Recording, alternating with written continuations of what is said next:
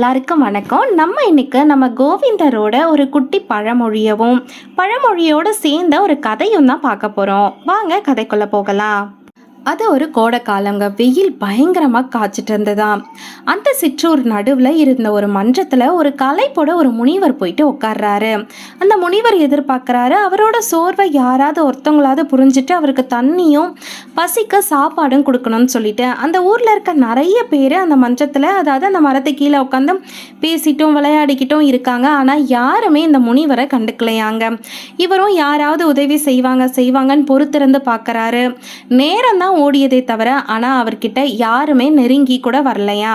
முனிவரும் பொறுத்து பார்க்கறாரு. ஆனா யாருமே அவரை கண்டுக்க கூட இல்லையாங்க. உடனே முனிவருக்கு கோபம் வந்து இந்த ஊர்ல 50 வருஷத்துக்கு மழையே பெய்யாம போகட்டும்னு சொல்லிட்டு சாபம் கொடுத்துட்டு கிளம்ப பார்க்கறாரு.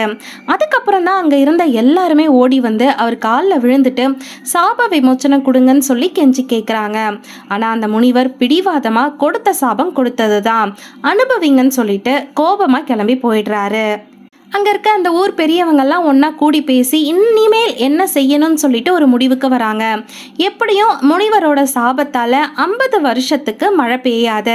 அதனால் நம்ம இனிமேல் எல்லாருமே விவசாயத்தை நிறுத்திட்டு வேறு வழியில் பிழப்பை தான் தேடிக்கணும் அப்படின்னு முடிவு பண்ணி அவங்களுக்கு தெரிஞ்ச தொழிலில் கவனம் செலுத்த ஆரம்பிக்கிறாங்க.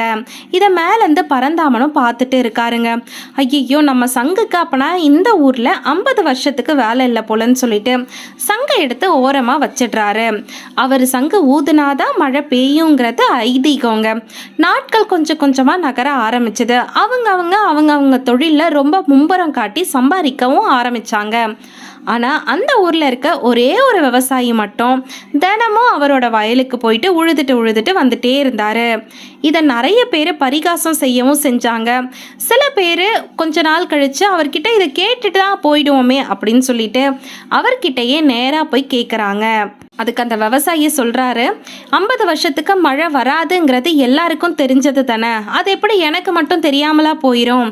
ஆனால் 50 வருஷத்துக்கு உழவே செய்யாமல் இருந்தோன்னா இந்த மண்ணும் கெட்டு போயிடும், அந்த உழவு செய்கிற வேலையும் மறந்து போயிடும். 50 வருஷத்துக்கு அப்புறம் எப்படியும் இதை செஞ்சு தானே ஆகணும், அதுக்காக தான் அதை விடாமல் செஞ்சிட்ருக்குன்னு சொல்லி அவர் சொல்கிறாரு. இதை வானுலகில் படுத்துட்டு இருந்த பரந்தாமனோட காதலையும் விழுதுங்க. அவரும் உடனே சிந்திக்க ஆரம்பிக்கிறாரு. இந்த விவசாயி சொல்றது சரிதான், ஒருவேளை 50 வருஷம் ஊதாமலே இருந்தா நமக்கு சங்கு ஊதுறதே மறந்து போயிருமே அப்படின்னு சொல்லிட்டு உடனே சங்கை எடுக்கிறாரு. நீளமா ஊதுறாரு.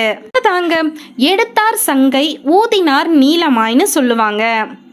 அப்புறம் என்னங்க, மழை கொட்டுன்னு கொட்ட வறண்டு கடந்த பூமி வளம் பெற்றது.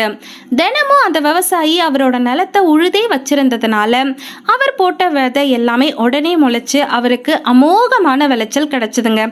செய்யற தொழிலை தெய்வமா மதிச்சா அவங்களோட வாழ்க்கை கண்டிப்பா சந்தோஷமா மட்டும்தான் இருக்குங்களா. இந்த வீடியோ பிடிச்சா லைக் பண்ணுங்க, ஷேர் பண்ணுங்க.